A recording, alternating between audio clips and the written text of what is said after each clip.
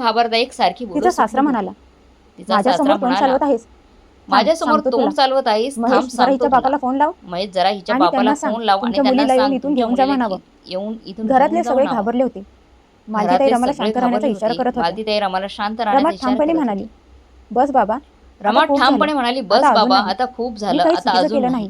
मी काही हो, चुकीचं केलेलं बोलवून घ्या नाही. माझ्या बाबांना. हो, बोलावून घ्या अजून माझ्या ज्याला कोणाला बाबांना. हवं असेल त्यांना अजून पण ज्याला बोलवून घ्या. कोणाला हवं असेल त्यांना जर बोलावून मी घ्या. चुकीची असेल तर तुम्ही मला जी जर मी शिक्षा द्याल चुकीची ती असेल मी तर भोगायला तुम्ही मला तयार आहे. जी शिक्षा द्याल ती मी पण भोगायला आता मी तयार हा आहे. अन्याय पण अजून सहन आता मी करणार हा नाही. अन्याय अजून सहन जे करणार घरातले नाही. बाकीचे लोक करतील तेच मी पण जे करणार. घाबरले बाकीचे जे लोक नियम कायदे माझ्यासाठी करतील आहेत तेच मी पण ते करणार. घरातल्या बाकीच्या जे नियम लोकांसाठी कायदे पण असायला हवे. माझ्यासाठी आहेत ते घरातल्या बाकीच्या लोकांसाठी आतापर्यंत उभ्या असायला राहून हवे. तमाशा बघत असलेल्या तिच्या दोन्ही आतापर्यंत नंदा उभ्या म्हणाल्या, असलेला तमाशा बघत असलेल्या छी तिच्या वहिनी, दोन्ही नंदा आम्ही का म्हणाल्या, नोकरांच्या पाया पडायचं. छी वहिनी, काही पण बोलू आम्ही का नकोस. नोकरांच्या पाया पडायचं? रमा म्हणाली. काही पण बोलू ताई, नको. रमा त्यात ची म्हणाली, करण्यासारखं काय आहे? ताई त्यात ची जर ते करण्यासारखं काय माझ्यासाठी आहे? घरातले जर ते सदस्य आहेत, माझ्यासाठी घरातील मग ते सदस्य तुमच्यासाठी आहेत पण मग ते आहेत ना? तुमच्यासाठी पण आहेत ना? मी पण एवढे दिवस मी हे पण सगळं एवढे करत दिवस आहे. हे सगळं का तेव्हा करत तुम्हाला आहे? कोणाला याची तेव्हा आठवण का तुम्हाला आली नाही? कोणाची त्याची आठवण आली नाही का? रमाचं बोलणं ऐकून घरात भयान रमाचे शांतता बोलणे ऐकून पसरली. घरात भयान तिची आजी शांतता सासू तिला पसरली. धमकावत म्हणाली, तिची आजी विसरू सासू नको तिला सुनबाई, धमकावत म्हणाली, या दोघी या घरातल्या मुली विसरू आहेत नको आणि सुनबाई, तू त्या सून दोघी आहेस. या घरातल्या मुली आहेत हे आणि ऐकून तू रमा सून म्हणाली, आहेस. हे ऐकून म्हणून रमा काय झालं म्हणाली, आजी? म्हणून काय मी झालं पण आजी? कोणाची तरी मुलगी आहे मी पण कोणाची तरी आणि मुलगी आहे उद्या ना? या दोघींना उद्या पण कोणाच्या दोघींना तरी पण घरी कोणाच्या सून बनून तरी जायला लागणार आहे ना? सून बनून घरी मग सून हा बनून भेदभाव जायला लागणार कशासाठी? आहे.